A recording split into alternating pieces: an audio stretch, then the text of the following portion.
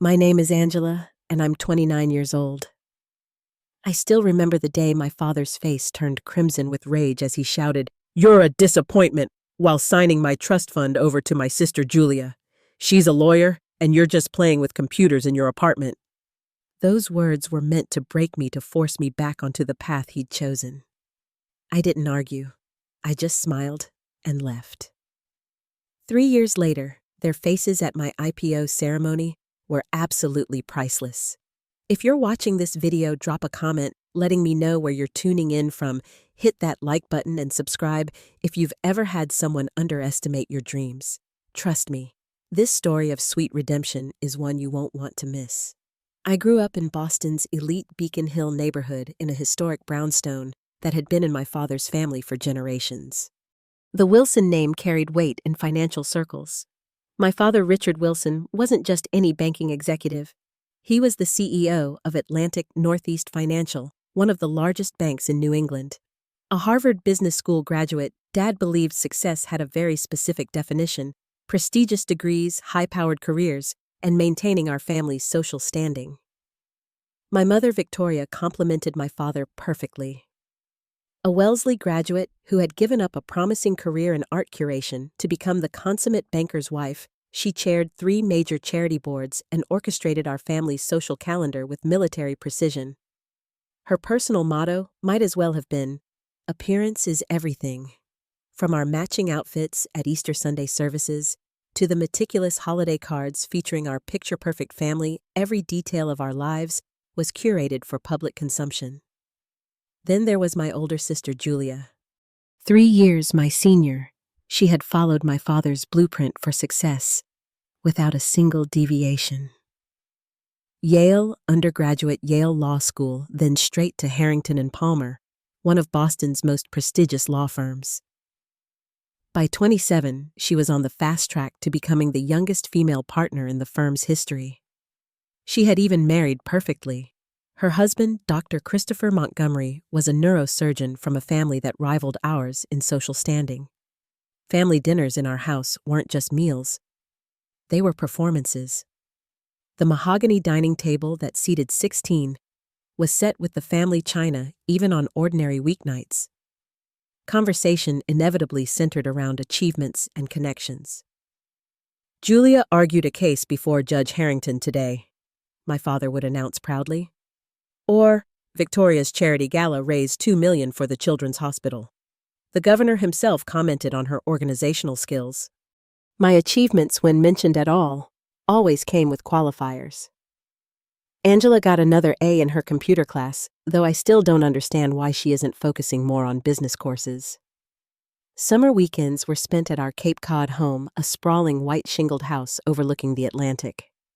While other families played beach games and built sandcastles, we attended yacht club functions and charity tennis tournaments. There was always an angle, always networking to be done. Relaxation wasn't a concept the Wilsons understood or valued. I discovered my passion for computers when I was 12. My Uncle Thomas, my father's younger brother and the family's black sheep, gave me my first laptop for Christmas. "This is the future, Angie," he whispered while my father looked on disapprovingly. Uncle Thomas had rejected the family banking business to start a small record label in Nashville. He wasn't invited to family gatherings often, but when he was, he always brought me gadgets my parents would never approve of. That laptop opened a whole new world to me. While Julia was busy joining debate club and student government, I was teaching myself to code, staying up late to build simple games and websites. My father tolerated this as a phase, something I would naturally outgrow when I realized the importance of more suitable pursuits for a Wilson daughter. My mother was less patient. "Angela, darling, computers are so isolating, and that hunched posture will ruin your back. Why not join Julia at the tennis club this weekend? The Abernathy boy was asking about you." Her suggestions always came with that tight smile that said compliance wasn't optional. But I had found something that made sense to me in a way that cotillions and country clubs never had. In the world of programming, what mattered wasn't your last name or your social connections. It was your skill, your creativity, your ability to solve problems. For the first time in my life, I had found something that was truly mine, not an extension of the Wilson family legacy. Little did my family know that this phase would eventually shatter their carefully constructed plans for my life, and ultimately change all our futures in ways none of us could have imagined. The first major battle in my quiet rebellion came when it was time to choose a college. Harvard was the obvious choice, the only choice according to my father. 4 generations of Wilson men had attended Harvard, and while Julia had been permitted to attend Yale for its superior law program, it was expected that I would maintain the Harvard tradition. "I've already spoken to Dean Cabot," my father announced at dinner 6 months before college applications were even due. "Your grades and extracurriculars are adequate, and with the Wilson family's long history of donations, your acceptance is practically guaranteed." I set down my fork carefully. "I'm applying to MIT," I said, my voice surprisingly steady despite my racing heart. The silence that followed was deafening. My mother's hand froze midway to her wine glass. Julia studied her plate with sudden intensity. My father's expression shifted from confusion to disbelief to anger in the span of seconds. "Massachusetts Institute of Technology, that factory for socially awkward engineers." He laughed, but there was no humor in it. "Angela, be serious. Wilsons attend Harvard." "MIT has the best computer science program in the country," I replied. "Possibly the world." "Computer science." My mother looked genuinely distressed.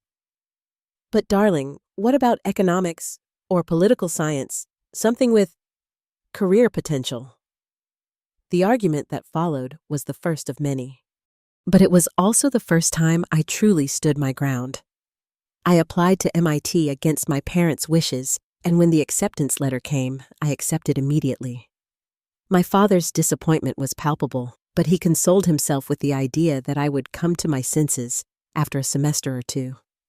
At MIT, I flourished in ways I never had in the confines of my family's expectations. I found my people, other students who stayed up all night coding because they were too excited about their projects to sleep, professors who saw technology as a means to solve real problems in the world, and friends who valued me for my mind rather than my family connections. During my sophomore year, I developed my first app, a simple program that helped students find and share textbooks to save money. It wasn't revolutionary, but seeing people actually using something I created gave me a rush that no amount of parental approval ever had. Professor Diane Chen became my mentor that year. A pioneering woman in computer science who had built and sold 2 successful companies before turning to academia. She saw something in me that even I didn't fully recognize yet. "You have the mind of an entrepreneur, Angela," she told me after reviewing my textbook app.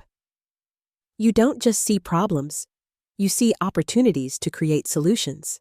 Under her guidance, I applied for and was accepted into a summer internship at Tech Future, a rising Boston-based startup. My father had naturally expected me to intern at his bank, as Julia had done during her college years. When I informed him of my decision, he simply shook his head. "When are you going to stop playing around and get serious about your future?" he asked. "This is my future, Dad," I replied, but he had already turned away. The distance between my family and me grew with each passing semester. I came home for holidays and mandatory family events. But even when physically present, I felt like a stranger in my childhood home. My parents spoke a language of social obligations and financial connections that no longer made sense to me. And I spoke a language of algorithms and user interfaces that they refused to try to understand. I graduated from MIT with honors my thesis on financial technology, earning special recognition from the department. My parents attended the ceremony, of course. Appearances had to be maintained, but their congratulations felt hollow. My mother commented more on my sensible choice of graduation dress than on my academic achievements. My father's main question was about my job prospects. "Carson at Goldman Sachs owes me a favor. I'm sure he could find a place for you in their technology department," he offered, as though doing me a great service. But I had other plans. The summer before my senior year, I had begun developing a concept for a financial platform that would make banking tools accessible to underserved communities, people who had been systematically ignored by traditional banks like my father's. I called it cash flow, and I was determined to turn it from concept to reality. Instead of taking a respectable job at a major corporation, I moved into a small one-bedroom apartment in Cambridge. The space was barely bigger than my childhood bedroom, with none of the luxury I had grown up with. But it was mine, paid for with my own savings from part-time coding jobs, and it represented something precious: freedom to pursue my vision. My parents were baffled by my choice. They couldn't understand why anyone would choose financial struggle over comfort, why I would turn down the connections and opportunities they offered. What they failed to see was that I wasn't rejecting success. I was simply redefining it on my own terms. The annual Wilson family gathering took place every June at our Cape Cod estate. It was ostensibly a celebration of the start of summer, but in reality, it functioned as a status report for the extended family. Achievements were announced, promotions celebrated, and the family hierarchy subtly reinforced. This particular June marked 3 years since my graduation from MIT. I had been working on cash flow while taking freelance programming jobs to keep myself afloat. The platform was progressing well. I had a working prototype and was beginning to seek seed funding, but these weren't the kind of accomplishments that carried weight at a Wilson family gathering. The day started as these events always did, with my mother fussing over table arrangements and my father holding court with his brothers on the veranda discussing market trends and political connections. Julia arrived early with Christopher, both of them looking like they had stepped out of a Brooks Brothers catalog. "Angela!" Julia air-kissed my cheeks when she saw me. "That's an interesting outfit choice." Her eyes took in my simple sundress, so different from her tailored linen suit. "Thanks," I said, choosing to take her comment at face value. "How are things at the firm?" Julia's face lit up. "Actually, that's exciting news. I've been made junior partner youngest in the firm's history." She lowered her voice. "Dad's planning a toast at dinner to announce it." I felt a genuine pang of happiness for her. Despite our differences, I loved my sister and knew how hard she had worked. "That's amazing, Jules. Congratulations." "What about you?" she asked with what seemed like sincere interest. "Still working on that app thing." Before I could answer, we were called to dinner. The massive outdoor table was set with fine china and crystal white roses floating in silver bowls down the center. 20 members of the extended Wilson clan took their seats with my father at the head of the table naturally. After the salad course, my father stood and tapped his glass. The table fell silent. "I'd like to propose a toast," he announced, beaming with pride, "to my daughter Julia, who has just been made junior partner at Harrington and Palmer, the youngest in the firm's history." Applause erupted around the table. Julia blushed modestly while Christopher squeezed her hand. My mother dabbed at her eyes with her napkin, overcome with pride. "Julia has exemplified the Wilson spirit of excellence since she was a child," my father continued. "Yale Law clerkship with Judge Harrington, and now partner track at one of Boston's finest firms. She and Christopher represent the best of what our family stands for." More applause. I clapped along, genuinely happy for my sister, despite the knot forming in my stomach. I knew what was coming next. My father's eyes shifted to me, his expression changing subtly. "And now, Angela, your mother and I were hoping you might have some news to share as well. Perhaps you finally decided to put your education to proper use." All eyes turned to me. This was my father's way of forcing my hand, putting me on the spot in front of the entire family. In the past, I might have mumbled something vague about exploring opportunities to avoid confrontation. But not this time. I stood smoothing my dress. "Actually, I do have news. I've developed a financial technology platform called Cashflow that provides banking tools to communities traditionally underserved by major financial institutions. I'm currently seeking seed funding to launch officially." The table was silent. My cousin Thomas Jr. looked confused. Aunt Patricia glanced at my father, waiting for his reaction. Uncle William studied his wineglass with sudden fascination. My father's face flushed. "You're still playing with that computer hobby, Angela? It's been 3 years since you graduated. When are you going to join the real world?"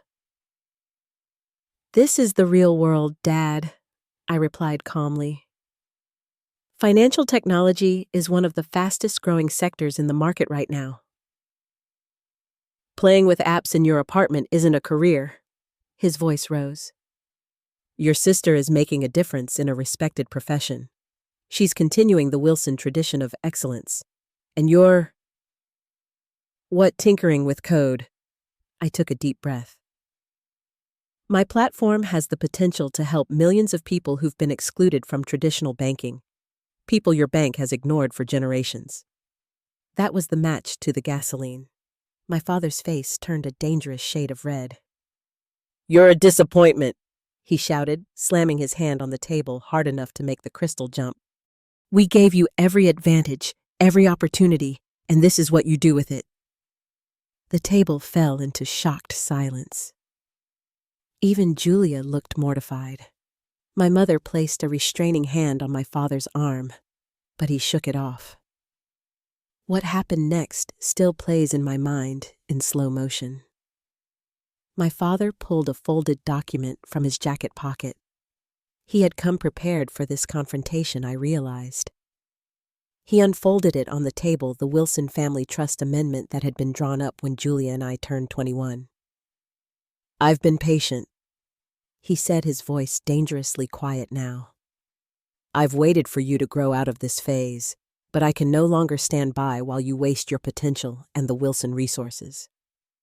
He uncapped his Mont Blanc pen, the same one I had given him for his 50th birthday with my first internship paycheck.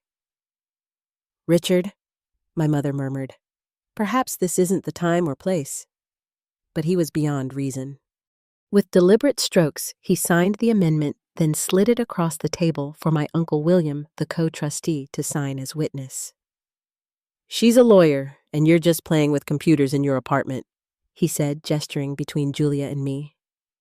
"At least one of my daughters understands the value of the Wilson name."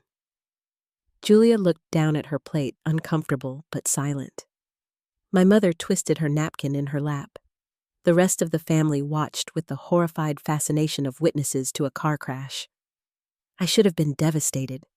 The trust fund represented financial security, the safety net that had allowed me to pursue my startup dream in the first place. Without it, everything would be harder. But in that moment, all I felt was a strange sense of clarity. I stood up, placed my napkin beside my barely touched main course, and looked my father directly in the eye. "Thank you for making this simple," I said quietly. Then I did something that shocked everyone, myself included. I smiled, turned, and walked away. Not just from the table, but from the house, from the Wilson expectations, from the life that had been planned for me since birth. Behind me, I heard my mother call my name, but I didn't turn back. For the first time in my life, I was completely on my own. And strangely, it felt like freedom. Back in my Cambridge apartment that night, the reality of what had happened hit me in waves. I sat on my second-hand sofa, staring at the wall, as tears streamed down my face. The trust fund hadn't just been money. It had been my safety net, the thing that allowed me to pursue cash flow without the paralyzing fear of complete financial ruin. I called my best friend Zoe just before midnight when the apartment's silence became too loud to bear. He did what— Zoe's outrage was comforting in its intensity. "At a family dinner in front of everyone? Cut me off completely," I confirmed, my voice hollow. Signed it over to Julia right there at the table. That's just cruel," Zoe said. Are you okay? Do you need me to come over? I considered it for a moment. No, I think I need to be alone tonight, to process. What are you going to do about cash flow without the trust fund? It was the question I'd been asking myself for the past 5 hours. Without the security of the trust fund continuing to work on my startup full-time was a luxury I could no longer afford. I had some savings, but not enough to sustain me for more than a couple of months. I don't know, I admitted, but I'm not giving up. Not after coming this far. After hanging up, I opened my laptop and started making calculations. If I took on more freelance work, scaled back my living expenses even further, maybe found a roommate to share the rent.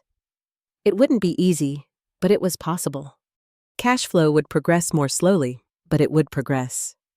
The next morning, I woke up with puffy eyes but a clear purpose. I posted my resume on several job boards, focusing on part-time programming roles that would leave me some time to work on cash flow. I created a strict budget, cutting out every non-essential expense. I even posted an ad for a roommate, though the thought of sharing my tiny space made my stomach clench. Within a week, I had secured a part-time position coding for an education startup. The pay was modest, but the hours were flexible. I found a roommate, Lisa, a graduate student in molecular biology, who spent most of her time in the lab and needed little more than a place to sleep. Most importantly, I rented a tiny office space in a rundown building near Kendall Square. It wasn't much, just 2 rooms with scuffed floors and windows that stuck when it was humid, but the rent was cheap, and it gave me a dedicated space to work on cash flow, away from the distractions of my newly shared apartment. The next challenge was building a team. Without funding, I couldn't offer competitive salaries, but I believed in cash flow enough to think others might share my vision. I reached out to former classmates and connections from my MIT days, focusing on people who I thought might value purpose over immediate financial reward. The first to join was Ryan Marshall, a marketing genius I'd met at a tech meetup. Unlike most of my MIT connections, Ryan came from a working-class background in South Boston. He had worked his way through state college and understood firsthand the financial challenges cash flow aimed to address. The big banks have never cared about communities like the one I grew up in, he said during our first official meeting in my shabby office. What you're building could actually change lives. I'm in. Next came Damon Washington, a brilliant programmer who had been 2 years behind me at MIT. He had multiple offers from major tech companies, but was disillusioned by their focus on ad revenue and user data mining. Your platform has actual social value, he told me. I'd rather build something meaningful than optimize click-through rates for the rest of my career. The final piece fell into place when Layla Kapoor joined us. With 5 years of experience at a major investment bank, Layla brought the financial expertise we needed to ensure cash flow's tools were both useful and compliant with regulations. She had grown increasingly frustrated with her bank's focus on wealthy clients to the exclusion of all others. The current system is broken, she said during her interview. The people who most need financial tools are the least likely to have access to them. If we can change that even a little, well, that's worth taking a pay cut for. With my core team in place, we threw ourselves into developing cash flow. Our days were long, often stretching into nights. We survived on cheap takeout and coffee, working around a single folding table we had pushed against the wall in our main office. None of us were taking full salaries, just enough to cover basic living expenses, with the promise of equity once we secured funding. The rejection letters started coming in after our first round of pitches to venture capital firms. Interesting concept, but too niche market. Unclear revenue model. Target demographic lacks spending power. Each rejection stung, but we refined our pitch, improved our prototype, and kept going. During this period, I occasionally ran into family members at social events I couldn't avoid. Charity galas where I'd promised to help old friends, industry conferences where our paths crossed. They treated me with the mixture of pity and awkward courtesy, like a once prosperous relative who had fallen on hard times. Julia reached out a few times, always suggesting lunch at expensive restaurants I could no longer afford. Her attempts to reconnect seemed genuine, but were always tinged with an assumption that I would eventually come to my senses and return to the fold. "Dad's calmed down, you know," she told me during one such lunch, picking at her $60 salad. "If you took that position at Goldman Sachs," he mentioned, "I think he'd be willing to reconsider the trust fund situation." "I'm not interested in Goldman Sachs," I replied, "or the trust fund." Julia looked genuinely perplexed. "But Angie, you're living in that tiny apartment with a roommate. Your office is in that dreadful building with the peeling paint. Is your pride really worth all that?" I considered how to explain it to her, that it wasn't about pride, but about purpose. About building something that reflected my values, not our father's. But I wasn't sure she would understand. "It's not pride," I said finally. "It's belief. I believe in what I'm building." Julia shook her head, signaling for the check. "Well, when you're ready to rejoin reality, let me know. The family misses you." I doubted that very much, but I thanked her for lunch and returned to my shabby office where my team was making something real, something that mattered. 8 months after the fateful family dinner, we experienced our first breakthrough. A small venture capital firm specializing in fintech startups agreed to meet with us after seeing our prototype demonstrated at a tech conference. The meeting was scheduled for a Friday afternoon, and we spent the entire week preparing, refining our pitch, and polishing our demo. The VC firm's offices were sleek and modern, a stark contrast to our humble workspace. As we waited in the reception area, I felt a familiar flutter of anxiety. This wasn't just another pitch meeting. It felt like our last chance. Our personal savings were dwindling, and we couldn't continue indefinitely without funding. The presentation went better than we could have hoped. Our passion was evident, and the improved prototype demonstrated the real potential of cash flow. When we finished, there was a moment of silence as the investors exchanged glances. "We've seen a lot of fintech startups," said the lead investor, a woman named Gloria Mendez, who had built her own financial services company before moving into venture capital. "Most of them are just trying to create faster, shinier versions of existing tools for people who already have access to banking services." I held my breath, waiting for the but that usually preceded rejection. "What impresses me about cash flow is that you're not just replicating existing systems. You're rethinking financial services for people who've been systematically excluded from them." Gloria smiled. "We'd like to offer you seed funding of $2 million for a 20% stake in your company."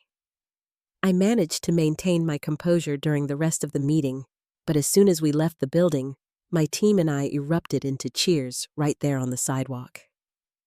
Passers-by stared as 4 professionally dressed individuals jumped up and down like lottery winners. But we didn't care. After months of struggle and uncertainty, we finally had the resources to bring cash flow to life. The funding allowed us to move into a proper office space, nothing lavish but clean, functional, and with enough room for our growing team. We were able to hire additional developers and a user experience designer. Most importantly, we could all take proper salaries, relieving the financial pressure that had been building for months. With adequate resources behind it, cash flow developed rapidly. We launched a beta version 6 months after securing funding, targeting specific communities in Boston as our test market. The response exceeded our expectations. People who had been relying on expensive check cashing services and payday loans were now able to access basic banking functions through their smartphones. Small business owners who had been denied loans by traditional banks found alternative financing through our platform.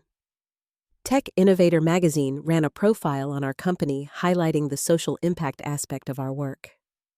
I kept a copy of the issue but never mentioned it to my family. I knew my parents had seen it. Their social circle included people who followed the tech industry, but they pretended it didn't exist. It was easier than acknowledging that their disappointing daughter might be building something of value. As cash flow grew, so did our team and our ambitions. We expanded from our initial test market to cities across the Northeast, then nationwide. We developed new features addressing real problems faced by our users, tools for building credit scores, educational resources about financial planning, and community lending circles based on traditional practices from various cultures. A year after our initial seed funding, we secured a second round at a much higher valuation. Cash flow was now valued at $75 million. Still modest by unicorn startup standards, but growing rapidly. We had a team of 40 people and over 1 million users across the country. Through it all, Professor Chen remained a steadfast mentor. She had introduced us to our first investors and continued to provide guidance as we navigated the challenges of scaling our company. "You're doing exactly what I knew you could do," she told me during one of our monthly coffee meetings. "Creating technology that serves people, not just markets." The success felt validating, but also strangely hollow. I had proven to myself that my vision had merit, that I could build something meaningful without my family's support or connections. But there was still a part of me, a smaller part than before, but still there, that wished my family could see and appreciate what I had accomplished. That wish would soon be tested in a way I never expected. As cash flow approached its third year of operation, with user numbers climbing steadily and our impact growing, our board of directors began discussing the possibility of an initial public offering. Going public would provide the capital we needed for international expansion and development of more sophisticated financial tools. It would also represent a major milestone for our company, and for me personally. After months of preparation, countless meetings with investment bankers, and due diligence procedures that seemed to examine every decision we'd ever made, the IPO date was set. Cash flow would go public on the New York Stock Exchange in May, almost exactly 3 years after my father had cut me off from the family trust. The night before we filed our official IPO paperwork, I sat alone in my office looking out at the Boston skyline. So much had changed since that fateful dinner. I had changed, grown more confident, more resilient, more certain of my path. Cash flow had changed from a concept to a company valued at hundreds of millions of dollars.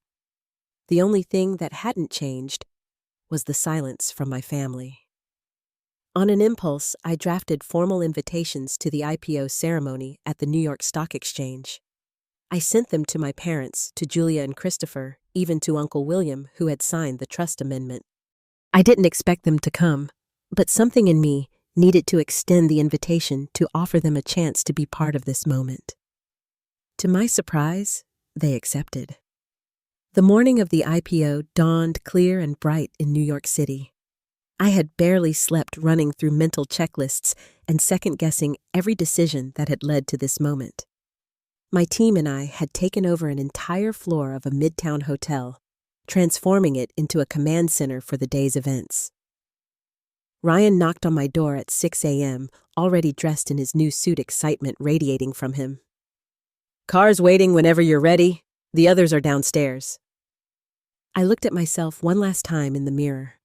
I had chosen a tailored navy blue suit for the occasion. Professional, but distinctly my own style, not the conservative designer clothes my mother would have preferred. My hair was pulled back in a simple, elegant knot, and I wore minimal jewelry.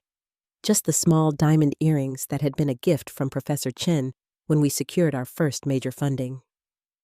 "I'm ready," I said, and I meant it in every sense of the word. The New York Stock Exchange was a flurry of activity when we arrived. Financial news crews set up their equipment, analysts chatted in small groups, and traders prepared for the day's business.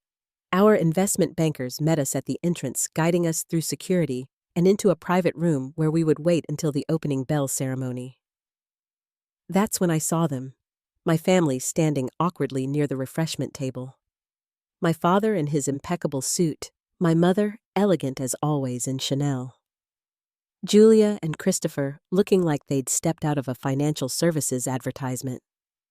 They seemed out of place in this setting, unsure of their role in a celebration centered around the daughter they had dismissed.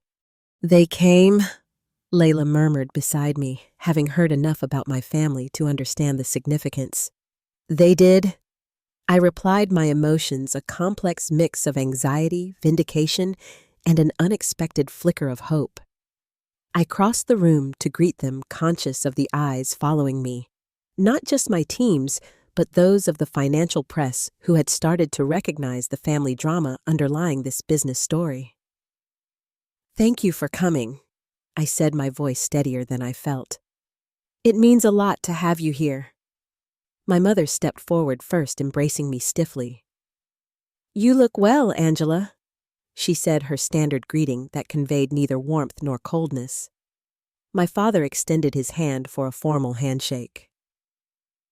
"Quite a production," he commented, looking around at the bustling trading floor visible through the glass walls.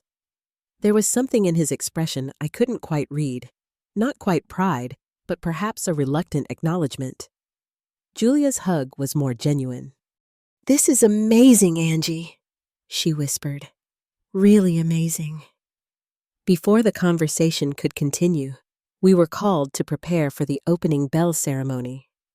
As the founder and CEO, I would have the honor of ringing the bell that signaled the start of trading and the official launch of Cashflow as a public company. Standing on the podium above the trading floor, surrounded by my team and with my family watching from the side, I felt a surreal sense of closure. 3 years ago, I had walked away from a family dinner with nothing but my determination and a half-developed idea. Now, I was about to take that idea public at a valuation that would make me one of the youngest female tech CEOs with a company on the NYSE. The countdown began. I placed my hand on the button, and as the final second ticked down, I pressed it firmly. The iconic bell rang out across the trading floor, and cheers erupted around us. Cashflow stock would begin trading momentarily. Within minutes, the first trading results appeared on the large screens. Cashflow shares, initially priced at $28, opened at $42, a 50% premium that exceeded even our most optimistic projections. By mid-morning, the price had climbed to $53 per share. The financial implications were staggering. At the current share price, Cashflow was valued at over $3 billion. My personal stake, 25% of the company, was worth more than $700 million. In the space of a morning, I had gone from comfortably well-off to wealthy beyond anything the Wilson Family Trust could have provided. I caught sight of my parents' faces as they watched the stock price climbing on the monitors. My father's expression was a study in conflicting emotions: shock, disbelief, and something that might have been regret. My mother's carefully maintained composure had slipped, revealing naked astonishment. Julia was staring at me with wide eyes, as if seeing me clearly for the first time. As the initial excitement settled, reporters swarmed around us, asking for comments on the successful IPO.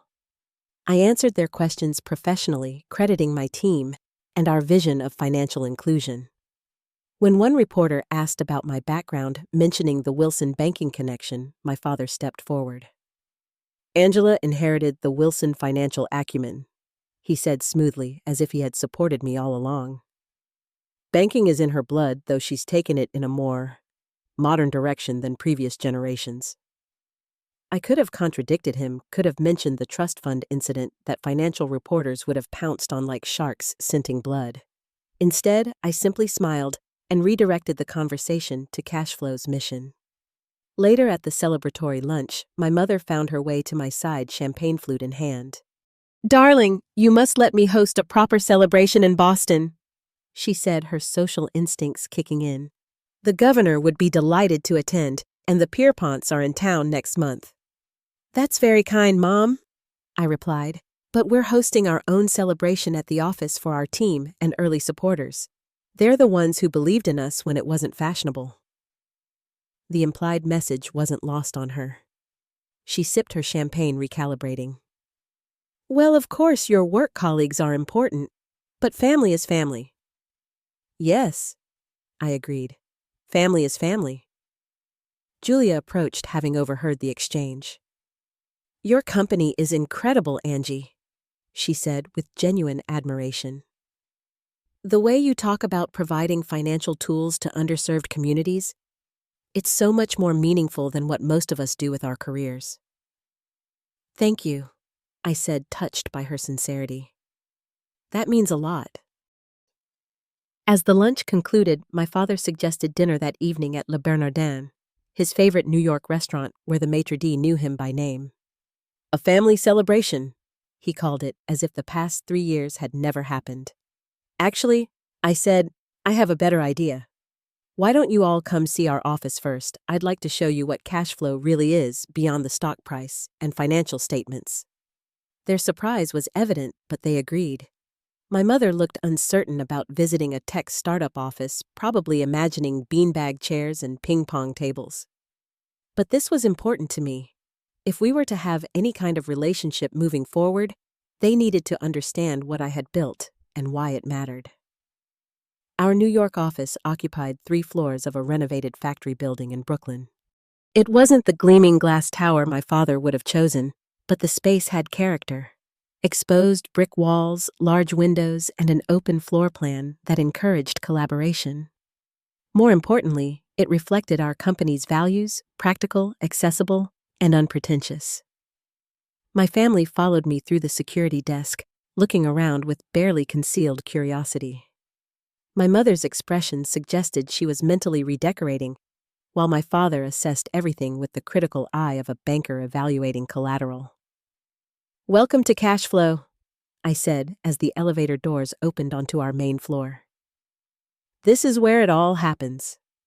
Despite the IPO celebration, many team members had returned to the office to continue their work. Developers huddled around monitors, customer service representatives spoke softly into headsets, and project managers updated task boards. It was a hive of purposeful activity.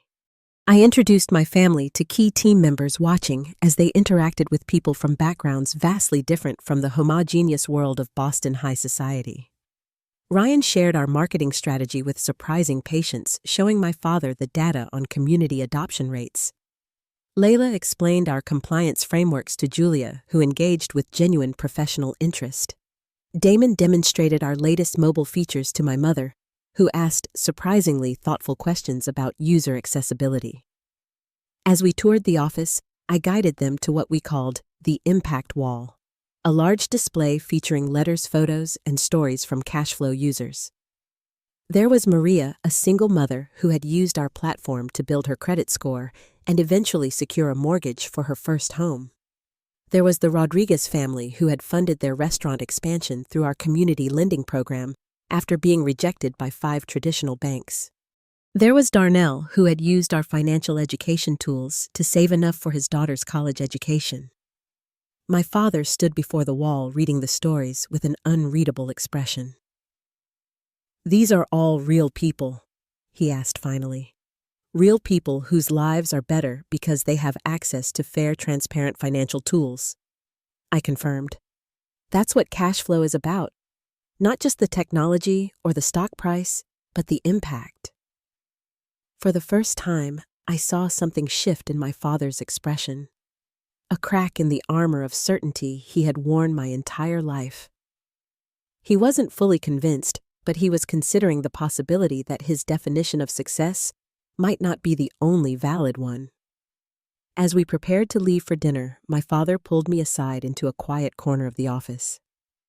Angela, he began, then paused, seeming to struggle with his words, something I had rarely seen from Richard Wilson, master of the boardroom. You've built something substantial here, he said finally. Something with real value. It wasn't quite an apology for his past actions, but coming from my father, it was monumental. Thank you, I replied simply. About the trust fund, he continued, lowering his voice. Obviously, the situation has changed. I could speak to William about amending the amendment, so to speak. I smiled at his awkward attempt at humor. That's not necessary, Dad. I'm doing fine without it. He looked genuinely puzzled. But it's your birthright, your inheritance. I've created my own inheritance, I said gently. And in doing so, I've learned that I never needed the safety net as much as I needed to believe in myself. My father nodded slowly, processing this perspective that was so foreign to his worldview. "You always were stubborn," he said, but there was a hint of respect in his tone now. That evening over dinner, we began the delicate process of redefining our family relationships. There were awkward moments and old patterns that emerged reflexively, but there was also a new foundation of mutual respect that hadn't existed before.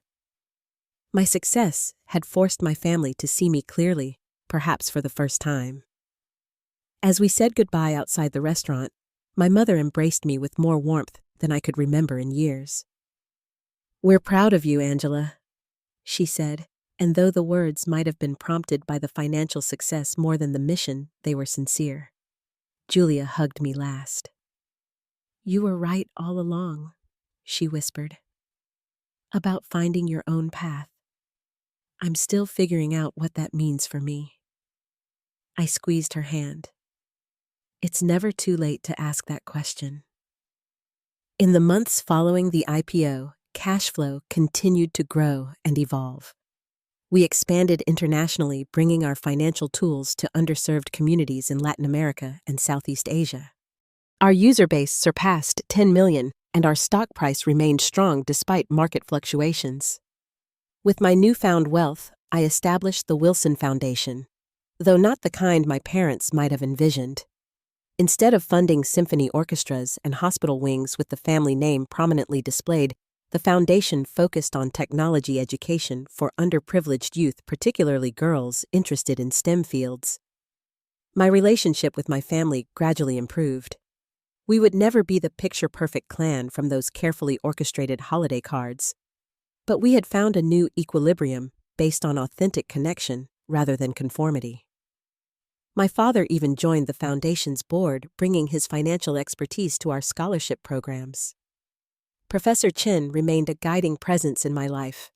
At the foundation's launch event, she watched with evident pride as I outlined our mission to a room full of educators, tech leaders, and community organizers. "When you first told me about your financial platform idea in my office all those years ago, I knew you had something special," she told me afterward. "Not just the concept, but the conviction behind it. That's what makes a true entrepreneur, the courage to believe in your vision when no one else does." Perhaps the most meaningful moment came 6 months after the IPO, when I visited a high school in a low-income Boston neighborhood as part of the foundation's outreach program. After my presentation about careers in technology, a young girl approached me hesitantly. "I like computers too," she said, her voice barely above a whisper. "But my dad says that's not a real job for someone like me." I recognized in her the same uncertainty I had felt, the same need for validation that my path was legitimate. "What's your name?" I asked. "Jasmine," she replied. "Well, Jasmine, let me show you something." I pulled out my phone and opened the Cashflow app, explaining how I had built it from an idea to a company that now employed hundreds of people and served millions. "I started with just a belief that technology could solve problems that mattered," I told her. "That's all you need to begin. That and the courage to ignore the voices that tell you it's not possible." Jasmine's eyes lit up as I spoke. By the end of our conversation, she was eagerly telling me about the app she wanted to build to help her community. As I watched her walk away, her posture straighter and her steps more confident, I realized that this, not the stock price, not the vindication, not even my family's belated approval, was the true measure of success. The ability to show another young woman that she belonged in spaces where others might tell her she didn't, that her ideas and her voice mattered. My father had once called me a disappointment because I refused to follow the path he had laid out for me. In choosing my own way, I had discovered a purpose larger than myself and built something that reflected my deepest values. If that was disappointment, then perhaps we needed to redefine the word, just as I had redefined what it meant to be a Wilson. Have you ever had someone dismiss your dreams or tell you that you weren't good enough? How did you prove them wrong? Share your story in the comments below. And if this video inspired you, please hit that like button, subscribe to hear more stories of resilience, and share it with someone who might need encouragement to follow their own path. Remember, sometimes the greatest success comes after someone tells you you're a disappointment. Thank you for watching, and may you find the courage to believe in yourself, even when others don't.